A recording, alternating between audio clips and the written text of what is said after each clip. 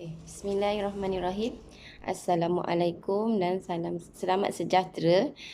Saya Siti Hairul Muna binti Kasmun, pelajar OUM Batu Pahat, semester 4, sesi Mei 2023. Ingin membentangkan subjek pengenalan kepada komunikasi ABCC 1103. Okey, topik yang akan dibicarakan ialah bagaimana media sosial mempengaruhi cara kita berkomunikasi.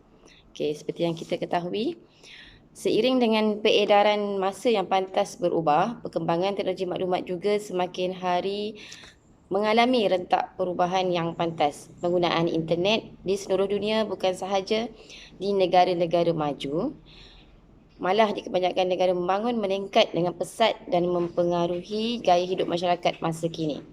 Penggunaan internet di seluruh dunia amnya dan di Malaysia khususnya telah melalui satu era di mana peningkatan mendadak dan terus berkembang dari tahun ke tahun hinggalah ke hari ini. Seterusnya, untuk manfaat penggunaan laman rangkaian sosial. Kita tahu manfaatnya banyak. Yang pertama, media sosial ini boleh merapatkan penglibatan rakyat dengan kerajaan. Contohnya, dengan adanya Facebook dan Twitter, segala maklumat dan info terkini lebih pantas untuk disebarkan dan mudah untuk dicapai oleh pengguna internet. Sumber daripada Unit Pemodenan dan Perancangan Pengurusan Malaysia menjelaskan sehingga 8 Jun 2011 terdapat sebanyak 107 buah agensi kerajaan telah membangunkan dan mengguna 70 Facebook, 19 YouTube, 36 Twitter dan 23 blog serta 4 Flix. Ini menunjukkan kerajaan juga telah mengambil langkah yang proaktif untuk menjadikan laman rangkaian sosial ini sebagai media baru untuk berkomunikasi dan menyebarkan maklumat kepada rakyat seiring dengan peredaran masa. Seterusnya, sebagai alat untuk menyampaikan maklumat, ideologi, mencari ahli, seterusnya sebagai penggerak. Koperasi Sahabat Interaktif Malaysia (KOSIM) merupakan koperasi online pertama di Malaysia. Menggunakan Facebook dan blog untuk menyebarkan maklumat dan menarik individu-individu menjadi anggota koperasi. Komunikasi koperasi ini diwujudkan dalam laman rangkaian sosial Facebook. Semuanya dilakukan secara online. Seterusnya, sebagai alat pemasaran. Facebook sebagai alat pemasaran paling murah kerana ia adalah percuma untuk mengiklankan barangan, mempromosi produk mahupun servis terkini. Malah promosi melalui Facebook dilihat sebagai alat pemasaran yang amat berkesan kerana ianya boleh berkembang dan membina satu rangkaian komuniti bisnes yang besar. Tanpa sedar kita boleh buat duit dengannya. Maklumat daripada pelanggan seperti pertanyaan dan komen juga dapat dilakukan dalam masa nyata. Sebagai alat dakwah dan penyebaran maklumat. Dakwah pada era ini tidak lagi terbatas tetapi perlu disebarkan tanpa sepadan lokasi, masa dan lapisan masyarakat.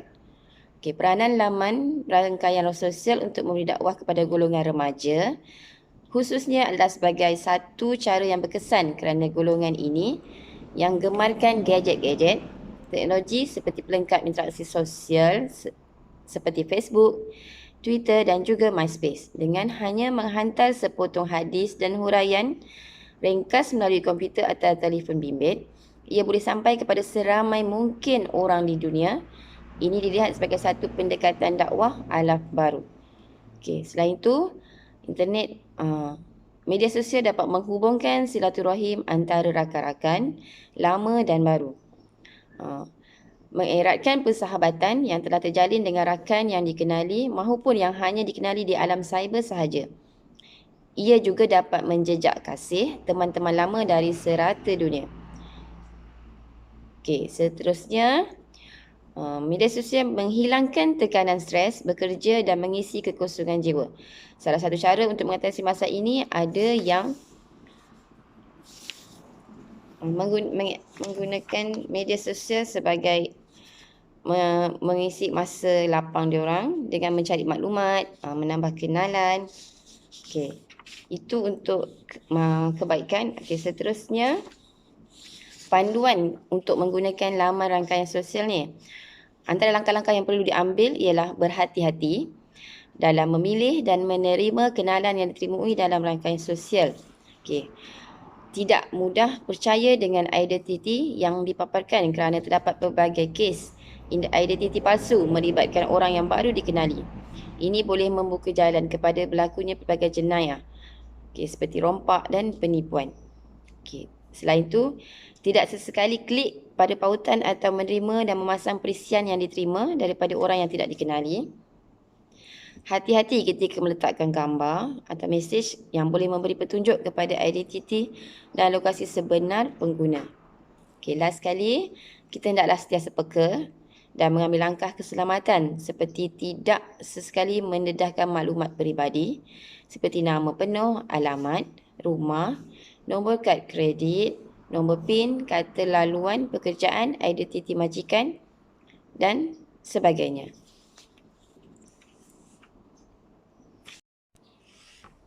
Okey, seterusnya mengenai buli cyber.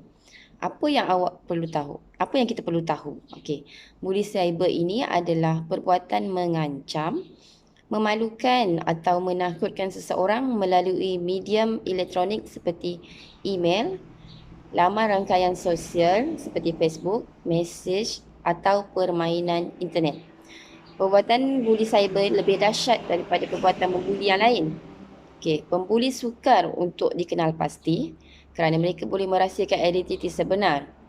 Selain itu, pembuli cyber lebih mudah bersekongkol berbanding pembuli lain kerana bilangan individu yang boleh turut serta tidak dihadkan dalam dunia cyber. Okey, berlaku dalam dunia cyber yang tidak bersempadan ini menyukarkan mangsa untuk melindungi diri mereka. Buli cyber juga boleh berlaku selama-lamanya iaitu 24 jam sehari, 7 hari seminggu, malah 365 hari setahun. Okey, sekiranya anda adalah mangsa buli cyber, bincang dengan orang yang boleh dipercayai, iaitu ibu bapa, kaunselor atau guru. Simpan email, mesej atau imej buli sebagai bahan bukti. Jangan balas mesej teks atau email buli.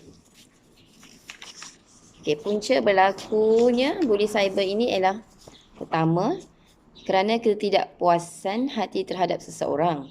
Dua, kekurangan ilmu pengetahuan mengenai penggunaan internet. Tiga, sikap individu yang ingin berseronok dan bergurau di media sosial.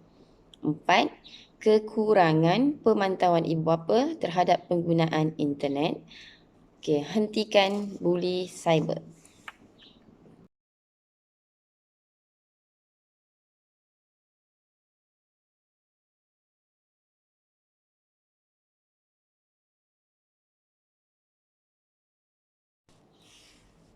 Okey, antara langkah mengatasi buli cyber, pertama, memberikan kesedaran melalui kempen dan iklan.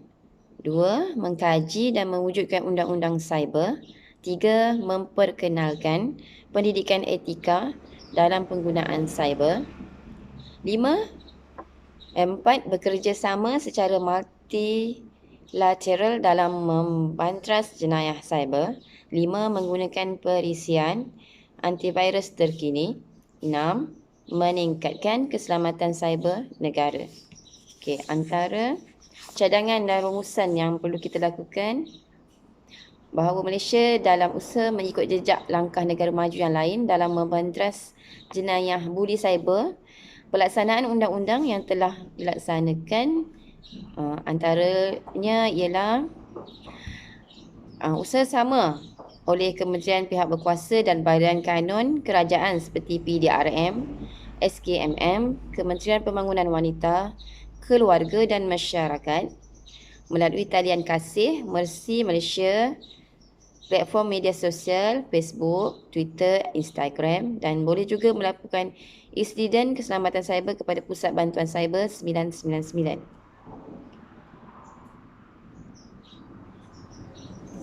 Okey, oleh yang demikian, setiap individu berperanan untuk menghentikan jenayah buli cyber ini di alam maya dengan tidak menyokong dari awal akan perbuatan ini, sama ada dengan melaporkan kepada pihak berkuasa untuk tindakan selanjutnya, mengambil cakna terhadap undang-undang dan literasi media sehinggalah membuat laporan beramai-ramai kepada pentadbir aplikasi yang berkaitan berkenaan penyalahgunaan laman web dan oleh pembuli cyber tersebut. Okey, sekian dahulu. Terima kasih.